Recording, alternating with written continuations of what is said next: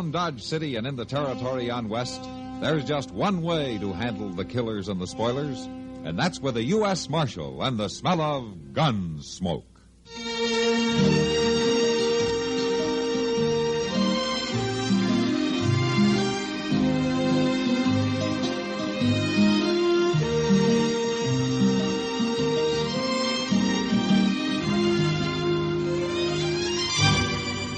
Gunsmoke, starring William Conrad, the story of the violence that moved west with young America, and the story of a man who moved with it. I'm that man, Matt Dillon, United States Marshal. The first man they look for and the last they want to meet. It's a chancy job, and it makes a man watchful and a little lonely.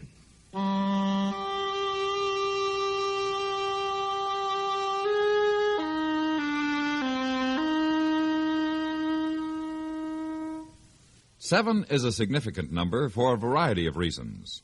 One highly entertaining reason we'd like to remind you of is the magic number of top daytime dramatic serials only the CBS Radio Network sends your way each Monday through Friday. No less than 7 of America's longtime favorite dramas. Comedy abounds with The Couple Next Door, and drama with the light touch on The Second Mrs. Burton. Other top CBS radio dramas enjoyed by millions include The Romance of Helen Trent, Whispering Streets, and The Right to Happiness. Hours of absorbing entertainment every weekday come from these top dramas, presented exclusively by CBS Radio, and brought to you as an important part of the different sound of this station. Get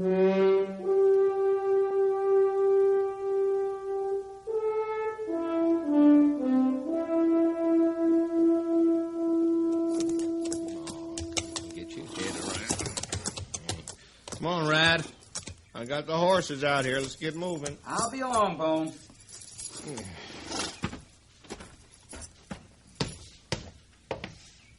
No, even that rot gut they call whiskey is gonna... What you doing? I'm changing my shirt. Changing your shirt? You ever think of doing that, Bone? Not for going into Dodge City, I can tell you. Be a waste of time. Gals might think different. Hey, not them gals, right? All they're interested in is your money. They don't care if you smell purty or not. You sure don't have to worry about that, Bone. Besides, if they want a slicked-up dude, they can make eyes at that Easterner blew in a few days ago. What's his name? Scott. Yeah, Scott. I'm kind of interested in your little gal down at the Long Branch, ain't he? He better not be. Well, I seen him with her last night when I was in town. He'd be a tough man to beat, right? I bet he changes his shirt every other day or so. I'll change it for him if he ain't careful. And now here's Daddy's rich. Now there's a tough hand to beat. Money, good looks. He's going to lose them both if he don't stay away from Miss Laurie. Miss Laurie? Yeah. Ain't we getting polite now? Shut up, Bone. Now, you sure you got yourself fixed up purty enough for her? Bone, you start now, riding... Don't you worry none. Because you have any trouble with that dude, you just come to old Bone. I won't need no help. I thought you was in a hurry. Well, I am. I'm dry. And stop talking and let's get going.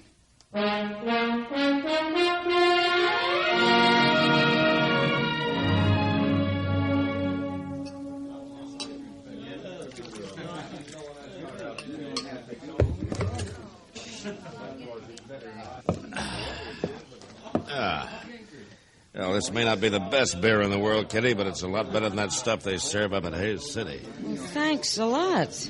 Yeah, Kitty, this saloon, bad as it is, looks mighty good after some of the places I've been in on this trip. Now, look here, Matt. You get as good a run for your money here as any place in Kansas. Well, I was just saying, Kitty, that I'm glad to be back.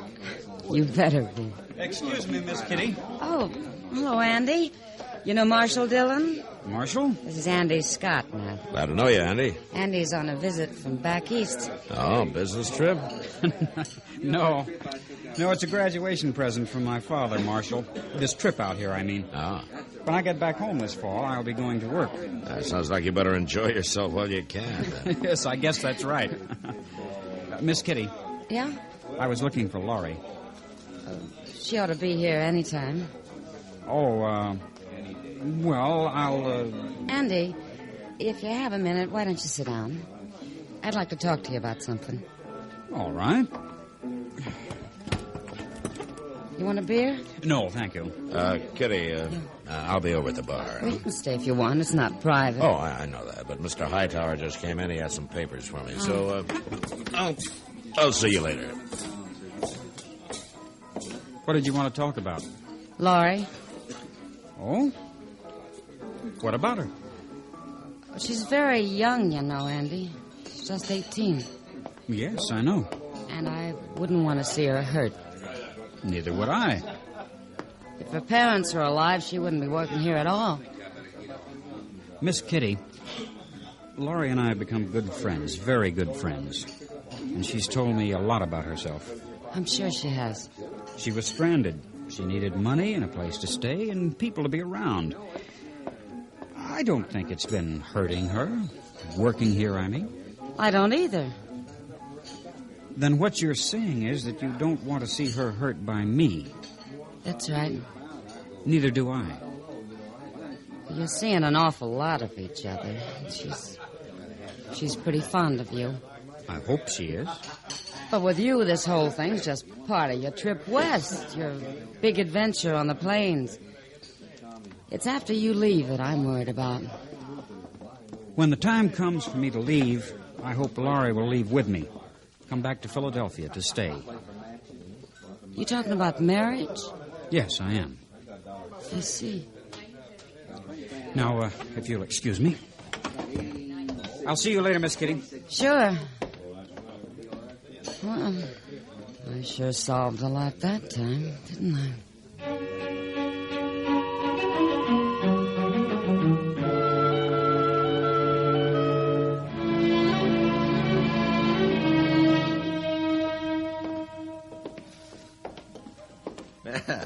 Just swing them doors open for me, Rat. I'm a thirsty man. Well, you swing him open for yourself, Bone. Ooh-wee. Yeah, come on, Rat. I'll buy first round. Hey. What? Look at there. Looky. Just like I told you. That clean shirt ain't gonna do you no good. That dude's already beating your time. Yeah. Well, you order up some beer. I'll be back. All right. Hey, Sam. Yes. Miss Laurie, Oh, hello, Rad. I want you to come sit with me. Rad, I'm sorry, but I'm engaged for the evening. You are, huh? A young wet-haired dude comes to town, moves in on all the gals. I'm only interested in one of the ladies, Dawson, and she accepted my invitation first. Well, don't that sound pretty now? Rad, please don't make any trouble. What? I ain't gonna make no trouble, Miss Laurie. Not tonight. Rad. But I tell you how it's gonna be. I'm coming to town every night from now on, and all them engagements is gonna be with me. It seems to me that's up to Miss Laurie. Well, sure enough. It's up to Miss Laurie. And if she wants you to be able to get back where you come from in one piece, schoolboy, she'll see it my way. You get out of here. Sure I will. I'll go right now. But you better not let me catch you near this gal again, schoolboy. I'll teach you a new kind of lesson.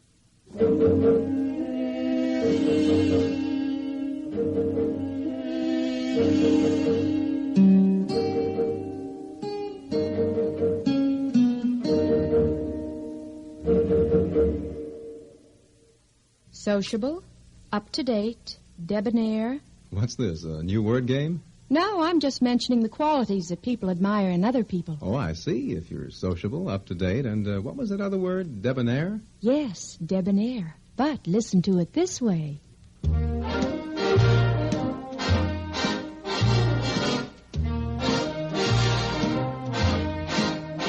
Be sociable, look smart, keep up to date with Pepsi. Drink light, refreshing Pepsi. Stay young and fair and debonair. Be sociable, have a Pepsi. Notice how many of your friends are serving Pepsi-Cola these days. It's the up-to-date refreshment. Be sociable, serve Pepsi.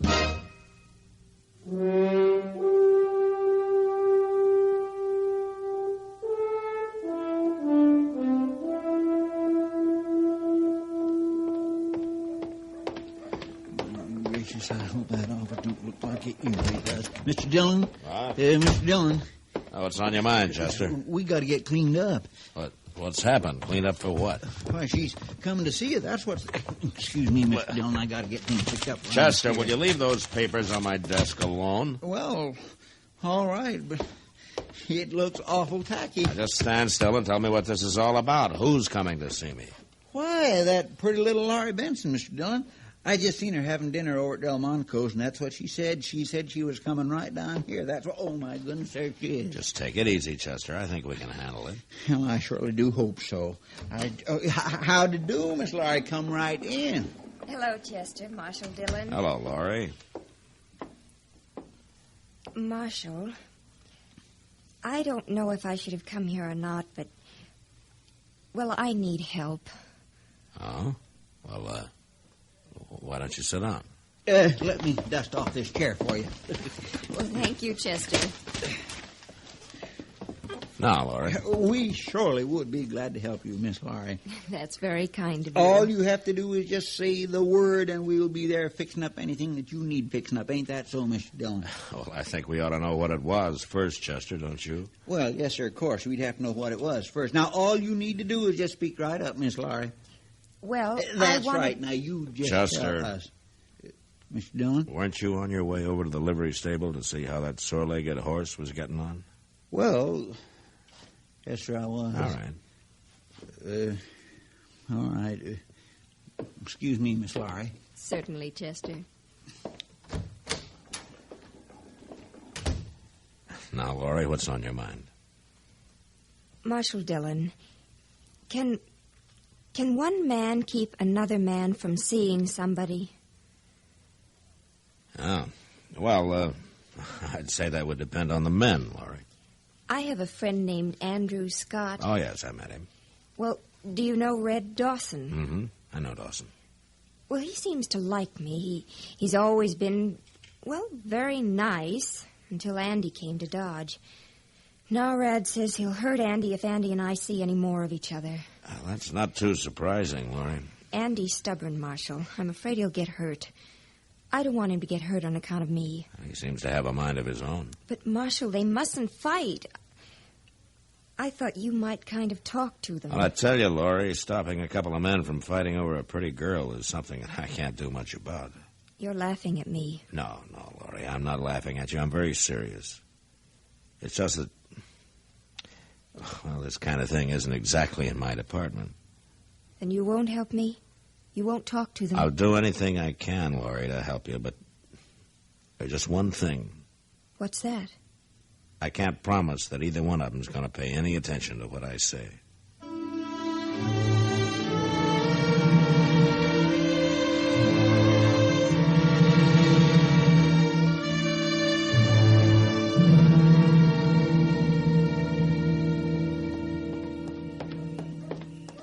I'll say this, Rat, it's mighty interesting coming to town every night, but I sure don't know how long the money's going to hold out. I ain't begging you to come with me every time, No, but it just don't seem right for me to let you come here alone. Hey, look in there coming out of Delmonico's. Don't seem like you scared that schoolboy so bad after all. You shut up. Little gal hanging on his arm, so nice and pretty. Thought you wasn't going to stand for that no more, Rat. I ain't, Bone, I ain't. Now, come on.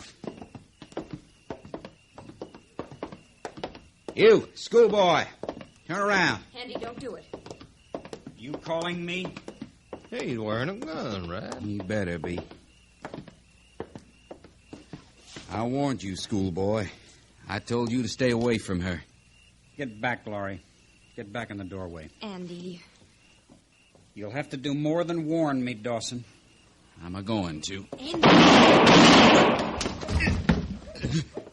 Get him, Bone. Get him. All right, that's enough. Now drop your guns, all of you. He shot me, Marshal. I got a right to protect myself. I saw it, Rad. You drew on him first. Now go on, drop your guns right now. All right, Andy, get Laurie away from here. I'm not afraid of him, Marshal. Do what I said. Yes, sir. Come on, Laurie. Well, seem to me you're letting the wrong man go, Marshal. That kid shot right in the shoulder. It might be a pretty bad wound. You ought to lock that boy You up. listen to me, Bone. If you want to help Red, you get him up to docks, then you get him out of Dodge, and you keep him out. Well, ain't no law says he can't come back here. There is now.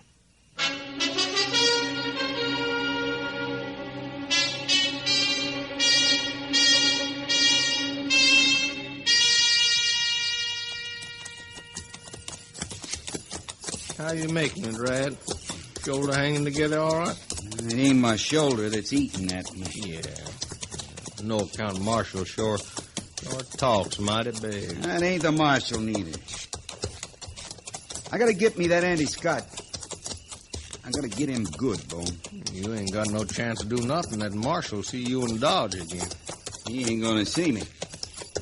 What you figuring on? I'll lay low till it's dark, then hide out near the Dodge house. That's where he lives. Gonna ambush the kid? When he comes back from seeing Laurie, I can jump him real easy. Figure on killing him? I don't much care what happens to him. I'll tell you true, I'm going to give that kid the beating of his life. Hey, Rad.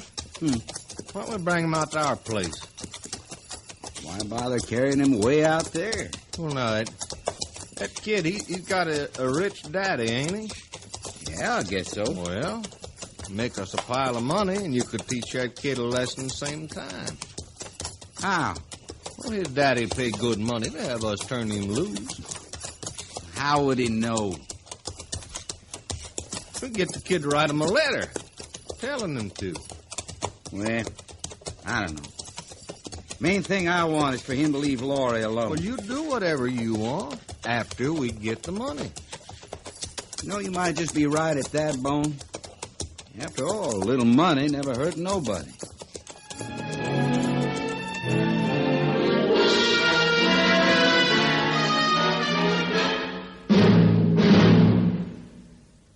Here comes Elmer Blurt, world's lowest pressure salesman. Nobody home, I hope. It says here, J.P. Pullum, dentist. You wouldn't want to buy a new 1959 Rambler, would you, Doc? You are a lucky man. I just happen to have a vacancy. Sit down. Yeah, but Doc... Open wide. That's right. You know, you don't have to sell me on the 59 Rambler. It's first in economy, first in sales gains, and no wonder. Rambler has the best of both. Big car room, small car economy. Yeah, but Doc... Oh, relax. Can't you salesmen ever stop selling? You know, Rambler's got quite an idea with that personalized comfort. Independently adjustable front seats, adjustable headrests, easiest parking and handling in America. Why, that 59 Rambler is so terrific it makes you want to put your foot right down on the accelerator. No, that didn't hurt, did it? Oh, gosh, Willikers, no. That's my lower plate you've been drilling. Rambler outsells all 6 of the best-selling foreign makes combined. 59 Rambler sales are nearly 2.5 times greater than a year ago. See the success car at Rambler dealers.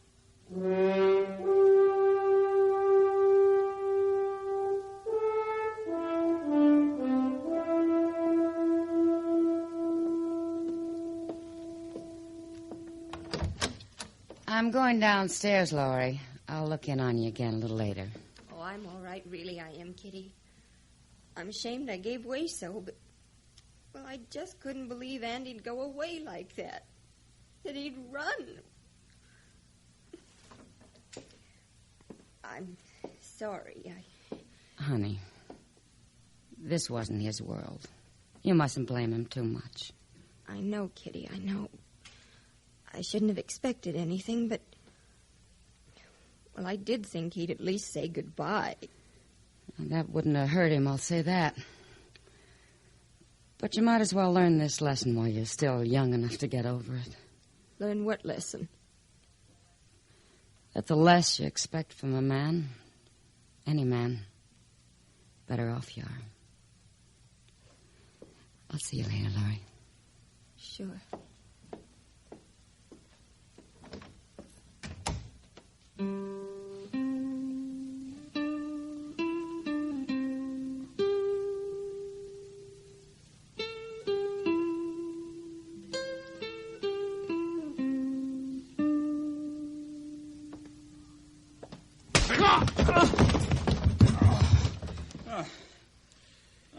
Well, you better answer me, boy. You better speak up. You're wasting your time, Bone. Not my time, schoolboy. Yours. Get up off of the floor. Come on, get up. Oh. Now, I'm telling you true. I'm your friend. Old Rat, he'd shot you right off. He had his chance. Well, he'd have shot you last night if I hadn't argued him out of it. Now, look, all you have to do is just tell me how to write your daddy. That ain't so much, is it? I'm not going to tell you. No! You're going to tell me. Well, it might take a little time, but you'll tell me.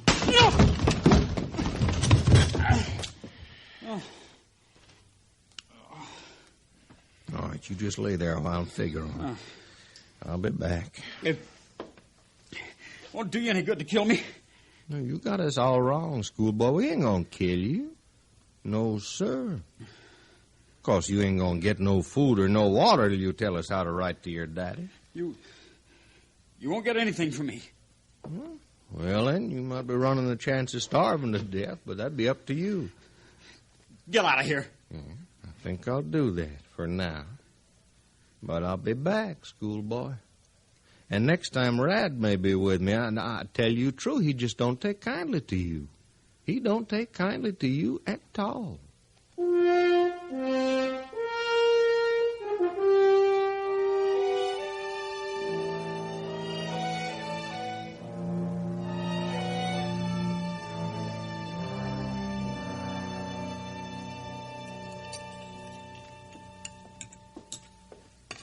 Can I sit down with you, Mr. Dillon?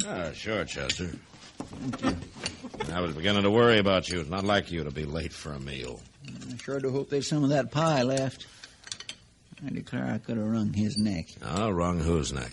Old Dobie, or the Dodge House. I just couldn't get away from him, and I knowed it was dinner time. What was Dobie ragging you about this time? Well, he's awful upset over that young fella, Andy Scott. Scott? Is he back in town? Well, that's just the trouble. He ain't. He left without paying his bill. He left his stuff strewn all over his room. Well, Mr. Dobie's fit to be tied. He's acting like an old maid about it, if you ask me. Wait a minute, Chester. Dobie didn't see Scott leave? Well, he ain't saw him since that day you stopped the shooting out in the street. And Scott hasn't been back to his room? Well, if he has, Dobie ain't saw him. It don't seem nobody has. I'm afraid somebody has, Chester. And we better find out.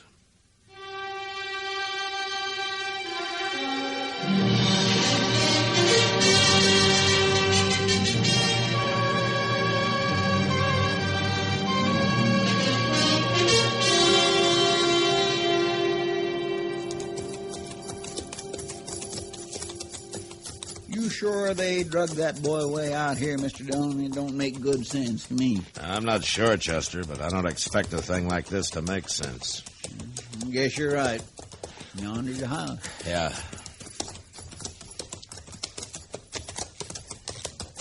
Let's leave the horses here.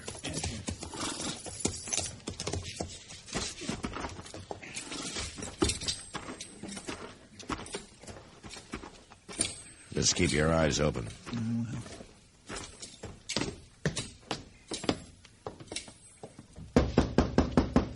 Dawson, Bone, open up. Come on, it's Marshal Dillon, open up. What do you want here, Marshal?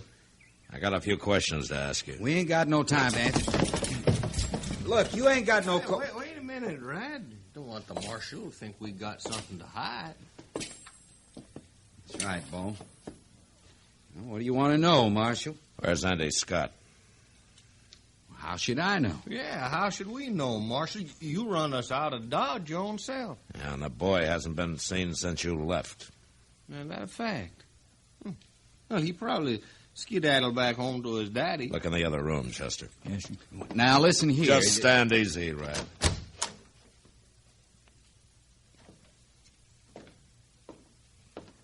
Ain't nobody in there, Mr. Dillon. Of course in there ain't. Now, it's like I Mr. told Dillon, you. look out the window. There's smoke coming out of that shed. What? Come on. Marshal, you ain't going nowhere. Don't try it, Rad!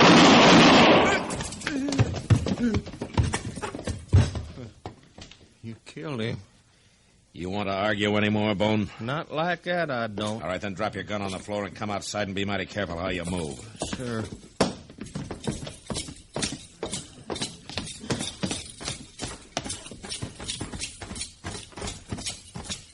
Bust open the door, Chester. Yes, sir. Come on. Why, it's Scott, Mr. Dillon. Yeah. Are you all right, Andy? Here, untie his arms and legs, Chester. I'll get this rag out of his mouth. Thank you, Marshal. It's a lot better. Stop that fire out, Chester. Yes, sir, it ain't got a very good start. All right. Here, Andy, let me help you. We'll get you out of here. Come on. Thanks. Now, did you kick that lantern over? When I heard somebody ride up, it was the only thing I could think of. You took an awful chance of burning yourself up. Well, my chances weren't too good, anyway I looked at it. Yeah. Fact is, I'm surprised to find you alive at all. Oh, they weren't going to kill me, Marshal.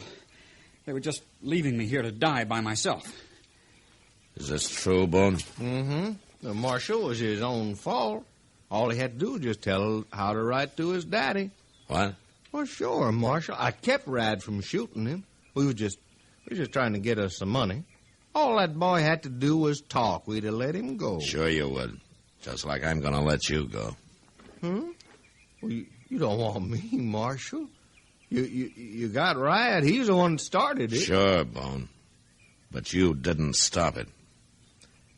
Now, come on, let's get going.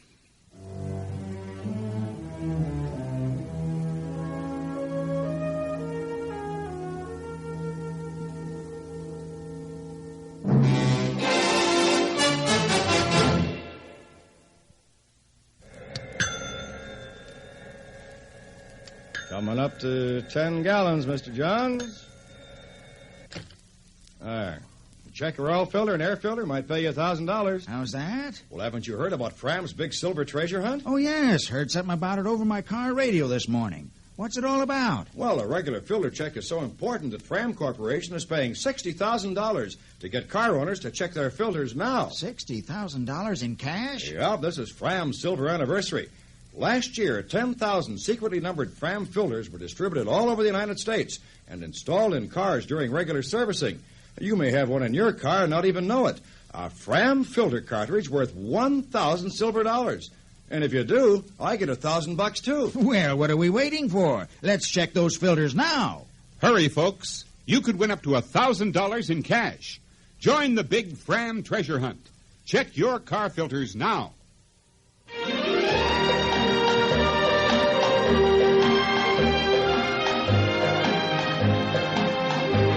Gunsmoke. Produced and directed by Norman MacDonald, stars William Conrad as Matt Dillon, U.S. Marshal.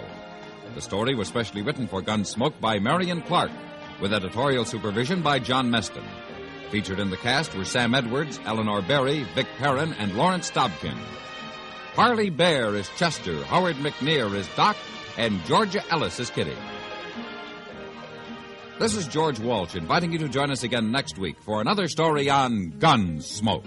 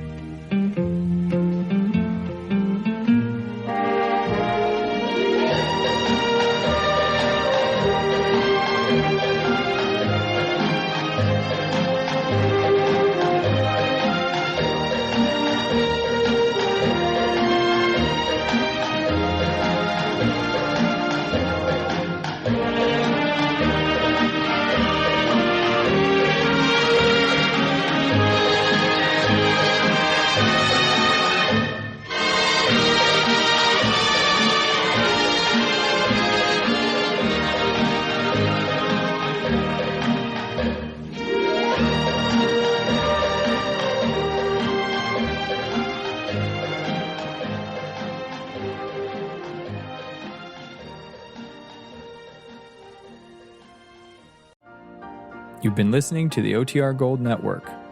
Find more classic radio at otrgold.com.